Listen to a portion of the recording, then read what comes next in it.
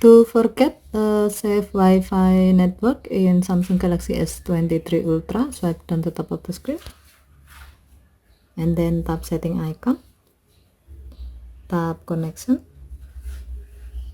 and then tap Wi-Fi, tap more icon or 3 vertical dot icon at the top right, and then select advanced setting, tap manage network.